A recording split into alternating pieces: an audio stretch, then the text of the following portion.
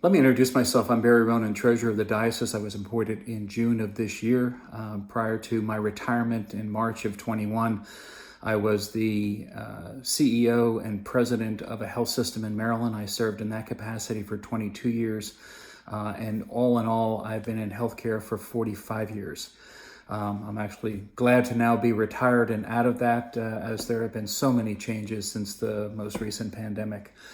My spouse and I are members of Grace Church Cathedral.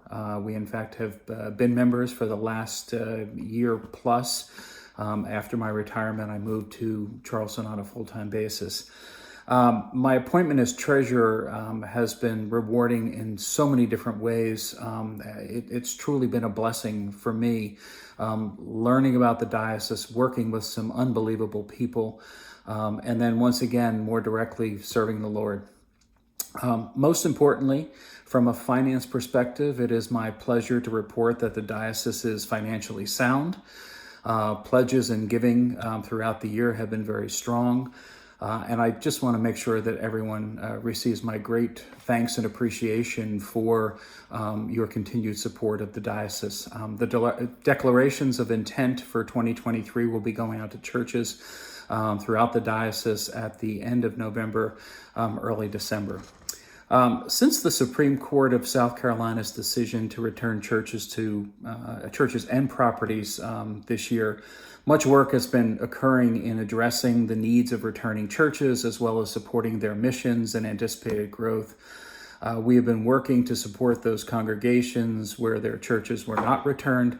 And lastly, we've been working to address the needs of those churches that historically have been disenfranchised, such as African American churches as well as rural churches. These churches have identified needs in maintenance, facilities, property, church growth, as well as clergy recruitment. As Paul writes in his letter to the Galatians, and let us not grow weary in well-doing, for in due season we shall reap if we do not lose heart. Based on all that is going on and what we've been engaged in, as well as hearing Bishop Ruth's vision for the diocese over the next several years, the preceding verse is highly relatable. The three-pronged approach to growth throughout the diocese and the related financial obligations will be with us over the next several years. And it's our intent to fund these obligations in large part with funds that have been returned from the Anglican Church of North America, funds being returned to individual churches, as well as returned properties that will be either sold or leased.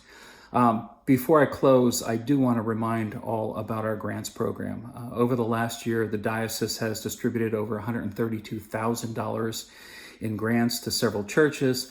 Some of the examples would include a partnership with Heavenly Rest, Still, as well as the Southern Deanery in providing a bookmobile for the library in their Tri-County region.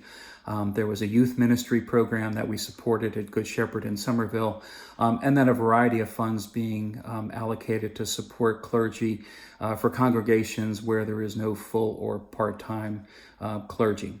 So, in closing, I would like to thank the members of the Finance Committee, Bishop Ruth, as well as Canon Andrea McKellar, the Reverend Canon Philip Linder, as well as all of the folks who, in fact, I've been working with, including my predecessor, Reverend Jim Taylor.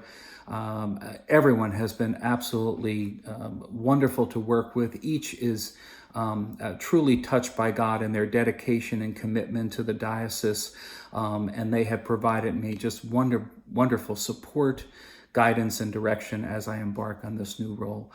So my apologies for not being at the convention. I had a previous engagement that has been on the calendar for quite some time, and I was so looking forward to it, but realized that I couldn't make it. So again, my apologies for not being there, but I do want to say thank you, and I look forward to working with all of you as the years go on. Thank you.